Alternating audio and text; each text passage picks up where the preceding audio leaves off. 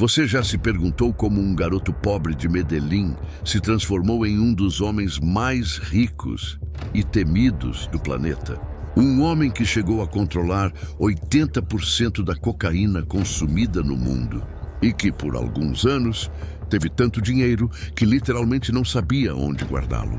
Hoje, no Fugas Impressionantes, você vai descobrir a impressionante história da construção da fortuna de Pablo Escobar, o narcotraficante que transformou o crime em um império e a Colômbia em um campo de guerra. Antes de começar, já deixa o seu like e se inscreve no canal.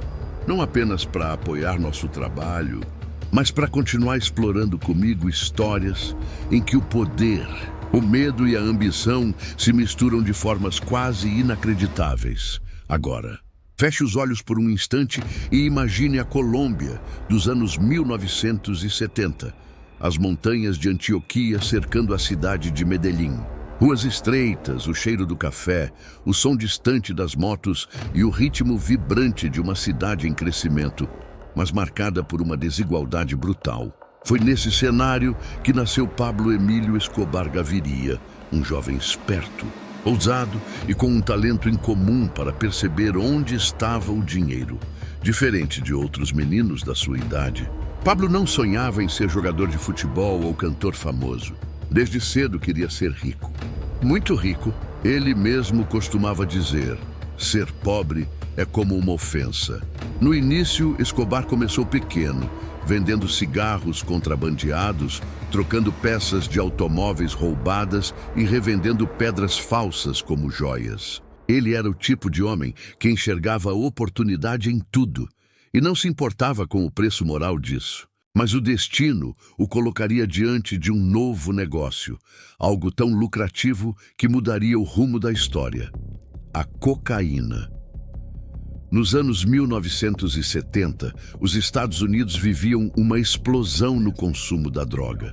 E enquanto o governo americano tentava combatê-la, poucos perceberam o que estava acontecendo nas montanhas da América do Sul. A Colômbia, com sua geografia perfeita e autoridades corruptas, se tornava o ponto ideal para o tráfico internacional. Escobar percebeu isso antes de todos. Ele começou pequeno, transportando pequenas quantidades de cocaína em aviões de carga, carros e até nas solas de sapatos. Mas sua genialidade e crueldade estavam na escala.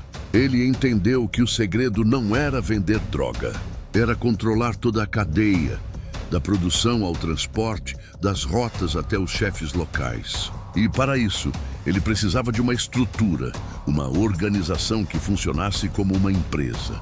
Nascia assim o Cartel de Medellín. Escobar o comandava com disciplina e inteligência fria. Montou laboratórios escondidos na selva, comprou aviões, subornou policiais e construiu uma rede de informantes que alcançava até os Estados Unidos. Seu lema era simples e mortal: plata ou plomo, dinheiro ou chumbo, ou seja, aceitava o suborno ou enfrentava a morte. Com isso, Escobar fez o impensável, transformou o tráfico em um sistema econômico. Em pouco tempo, sua fortuna crescia de forma tão absurda que as planilhas de contabilidade do cartel deixaram de fazer sentido. Estima-se que ele chegava a faturar mais de 420 milhões de dólares por semana. Toda noite, o dinheiro era empilhado em armazéns, fazendas e até nas paredes de casas abandonadas. Parte era enterrada em tambores metálicos, escondidos em plantações, túneis e vales secretos. Reza a lenda que o cartel gastava cerca de 2.500 dólares por mês só em elásticos para prender maços de notas. Escobar virou uma lenda viva. Construiu mansões com zoológicos particulares, comprou aviões e helicópteros, financiou igrejas, escolas e estádios em Medellín. O povo o via como um Robin Hood moderno, alguém que tirava dos ricos e ajudava os pobres. Mas tudo isso fazia parte de um plano muito mais complexo. Pablo Escobar comprava lealdade.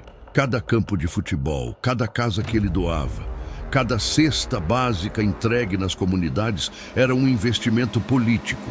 Ele sabia que o poder de um homem não está apenas no dinheiro, Mas em quantas pessoas estão dispostas a morrer por ele? Com esse apoio popular, Escobar tentou dar o passo mais ousado de todos: entrar na política. Em 1982, foi eleito suplente do Congresso da Colômbia. Usava ternos caros, discursava sobre moral e justiça social, enquanto aviões carregados de cocaína cruzavam o Caribe todas as noites. Era o ápice de sua ascensão. O garoto pobre de Medellín agora controlava um império estimado em 30 bilhões de dólares, maior do que a fortuna de muitos países. Mas, como toda a história de poder absoluto, o império de Escobar começava a rachar por dentro. E foi o início da guerra mais sangrenta que a Colômbia já viveu. O sucesso de Pablo Escobar era tão grande que o mundo inteiro começou a notar. E o governo dos Estados Unidos também. Enquanto os jornais o chamavam de o rei da cocaína, Escobar acreditava que era intocável. Ele dominava as rotas aéreas, subornava generais, juízes e políticos. Sua fortuna era tão descomunal que, segundo seu irmão Roberto Escobar, eles perdiam cerca de 10% do dinheiro armazenado por ratos que comiam as notas ou pela umidade das fazendas onde o dinheiro era enterrado. Mas Escobar não se via como um criminoso. Em sua mente, era um empresário visionário, alguém que fornecia um produto com demanda global. Seu raciocínio era perversamente lógico. Se há consumidores, há mercado. E se o governo não quer esse dinheiro, eu quero. Ele tratava o cartel como uma corporação, com funções bem definidas. Pilotos, contadores, seguranças, advogados e informantes. Criou até uma espécie de banco interno, administrado por pessoas de sua total confiança. O lucro era tão grande que ele comprava fazendas apenas para esconder dinheiro e armas. Mas o que realmente fez a fortuna de Escobar crescer em ritmo exponencial foi sua capacidade de inovação logística. Enquanto outros traficantes usavam rotas terrestres, ele investiu em uma frota aérea completa. Pequenos aviões Cessna e até jatos privados, capazes de cruzar o Caribe e aterrissar discretamente em pistas improvisadas na Flórida. Em determinado momento, estima-se que até 15 toneladas de cocaína deixavam a Colômbia semanalmente rumo aos Estados Unidos. E com isso, Escobar ganhava cerca de 60 milhões de dólares por dia. Mas o dinheiro não comprava apenas luxo, comprava silêncio. E quando o silêncio não bastava, comprava medo. Os anos 1980 marcaram o início da guerra entre o cartel de Medellín e o Estado colombiano. Escobar, que até então era visto por parte da população como um benfeitor, começou a ser tratado como o inimigo número 1. A pressão internacional aumentava, especialmente dos Estados Unidos, que exigiam a extradição de narcotraficantes colombianos. Para Escobar, isso era inaceitável. Ele repetia: prefiro uma tumba na Colômbia do que uma cela nos Estados Unidos. E, fiel a essa promessa, declarou guerra ao próprio governo. Juízes, promotores e jornalistas começaram a ser assassinados em plena luz do dia. Aviões foram explodidos, edifícios públicos destruídos, tudo para evitar que leis de extradição fossem aprovadas. Pablo Escobar havia se transformado em um homem que mandava mais do que o próprio Estado. Mas a fortuna, o medo e o poder criaram o que nenhum inimigo havia conseguido até então: a paranoia. Ele começou a desconfiar de todos. Aliados se tornavam suspeitos. Informantes eram executados por mera desconfiança. E enquanto isso, os Estados Unidos intensificavam a caçada. Satélites, escutas, infiltrações, tudo para rastrear o homem que havia construído o império criminoso mais lucrativo da história moderna. Ainda assim, Escobar parecia sempre um passo à frente. Cada vez que as autoridades descobriam um esconderijo, ele já havia movido milhões para outro. Cada vez que um avião era interceptado, outro pousava com sucesso. A lógica era simples: quem tem dinheiro compra tempo. E tempo, no mundo do crime, é poder.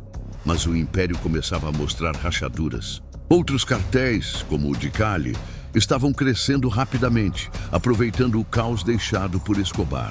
E o povo colombiano, cansado da violência, já não o via mais como herói, e sim como o homem que havia transformado o país em um campo de guerra. Mesmo assim, Escobar ainda acreditava que podia controlar o destino. E num golpe de audácia, ofereceu um acordo ao governo colombiano. Ele se entregaria voluntariamente, desde que pudesse construir sua própria prisão. O governo, pressionado pela violência e desesperado por paz, aceitou. Foi assim que nasceu La Catedral, uma prisão tão luxuosa que parecia um resort particular. Escobar mandou construir campos de futebol, cachoeiras artificiais, salas de bilhar e suítes para seus comparsas. De dentro, ele continuava a comandar o cartel como se nada tivesse mudado. Era o auge da ilusão de poder. Pablo Escobar havia transformado o sistema prisional em mais uma peça do seu império. Mas o que ele não imaginava era que essa mesma prisão seria o começo do fim. O ponto onde sua fortuna, construída sobre sangue e medo, começaria a desmoronar. Dentro de La Catedral, Pablo Escobar vivia uma vida de luxo, isolado, mas ainda cercado de poder. Era um mundo à parte, criado sob medida para alimentar sua ilusão de controle. Ele jogava futebol com os guardas, recebia visitas de políticos, amigos e até de modelos colombianas. E por trás das paredes, continuava dirigindo suas operações criminosas com a mesma eficiência de antes. O governo colombiano, inicialmente satisfeito com o acordo, acreditava que havia contido o monstro. Mas a verdade era o oposto. Escobar havia transformado sua prisão em um quartel-general. O dinheiro continuava fluindo.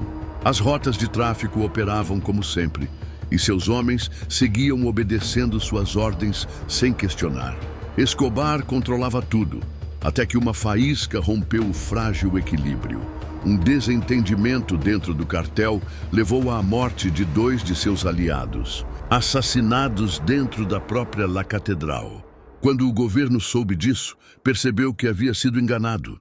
Era tarde demais. Em 1992, o então presidente César Gaviria ordenou a transferência imediata de Escobar para uma prisão militar. Mas o rei do narcotráfico já havia preparado sua fuga.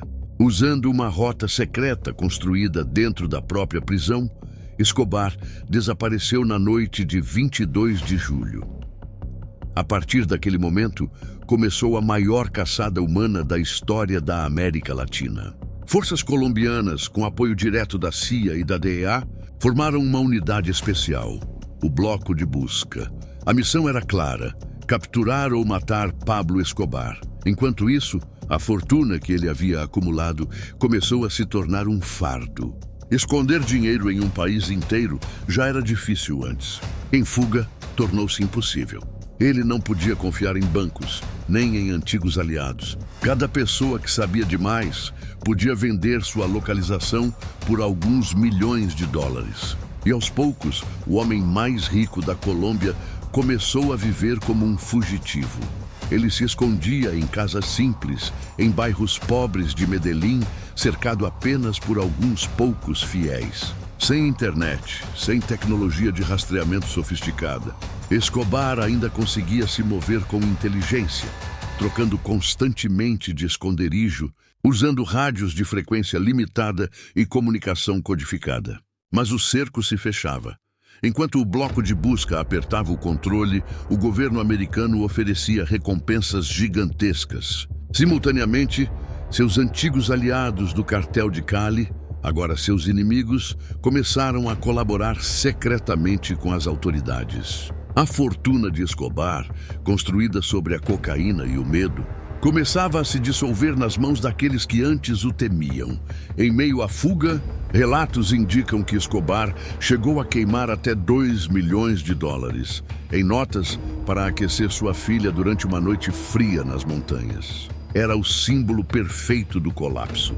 O homem que um dia nadou em dinheiro agora o via virar cinzas para manter a família viva. A cada semana, o círculo se estreitava. Escobar tentava negociar, mandar recados ao governo, propor sua rendição em troca de garantias. Mas ninguém mais acreditava nele. O Estado colombiano, pressionado pelo apoio dos Estados Unidos e pelo clamor popular, havia tomado uma decisão. Pablo Escobar não seria preso novamente, seria eliminado. Em dezembro de 1993, após 16 meses de fuga, o cerco se fechou de vez. A polícia rastreou um telefonema feito por Escobar para seu filho. Um simples erro de comunicação que revelaria sua localização. O bloco de busca invadiu o bairro de Los Olivos, em Medellín, e encontrou o esconderijo. O tiroteio foi intenso, durando poucos minutos. Quando cessou, o corpo de Pablo Escobar jazia no telhado de uma casa modesta, cercado por fumaça e destroços. Tinha 44 anos. A imagem do homem que um dia desafiou o governo, controlou um império e acumulou bilhões, agora estendido sob o sol, ensanguentado e sem vida, se tornou um símbolo. Mas mesmo morto, Escobar continuou sendo uma lenda. Muitos se recusaram a acreditar que aquele corpo era mesmo dele. Alguns diziam que ele havia forjado a própria morte. Outros que tinha sido executado por agentes estrangeiros. O que se sabe é que, com sua queda, o Império de Medellín se desfez em fragmentos. E parte de sua fortuna, avaliada em mais de 30 bilhões de dólares, jamais foi encontrada. Dizem que bilhões continuam enterrados em fazendas e plantações, escondidos sob concreto e lama, esperando serem descobertos. Caçadores de tesouros ainda viajam até hoje para Antioquia, buscando os milhões perdidos de Escobar. Mas, mais do que dinheiro, o verdadeiro legado de Pablo Escobar é o retrato da obsessão humana pelo poder. Um homem que começou vendendo cigarros falsificados e terminou comandando um império que desafiou nações inteiras. Ele comprou tudo o que quis, até o próprio tempo. Mas no fim, o preço cobrado pela fortuna foi a própria vida. E talvez seja essa a lição mais assustadora de todas, a de que nenhuma quantia, por maior que seja, compra paz quando o mundo inteiro quer ver você cair. Quando Pablo Escobar tombou no telhado daquela casa em Medellín, a Colômbia respirou, mas o eco de sua queda atravessou o mundo inteiro. Afinal, o que o tornara tão poderoso não foi apenas a droga que vendia, mas o sistema que construiu, a forma como transformou o crime em um negócio e o medo em uma marca registrada. Escobar não era apenas um traficante, era um estrategista que compreendia profundamente a natureza humana, a ganância, o medo e a lealdade comprada. Ele sabia que o poder não se sustenta apenas com armas, mas com influência. Mesmo morto, Escobar deixou uma estrutura que continuaria a operar por anos. Os cartéis rivais, como o de Cali, assumiram o controle das rotas, mas nunca com o mesmo domínio absoluto. O modelo Escobar, de cartel vertical, centralizado, com ramificações políticas, policiais e empresariais, se tornaria a base do narcotráfico moderno. Os chefes mexicanos que vieram depois, como Joaquim El Chapo Guzmán, usariam muitas das mesmas estratégias criadas por ele: subornar, infiltrar, comprar proteção e transformar o crime em empresa.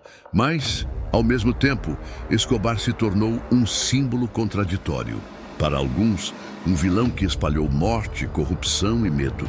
Para outros, um herói popular que construiu moradias, campos de futebol, escolas e deu voz aos esquecidos de Medellín.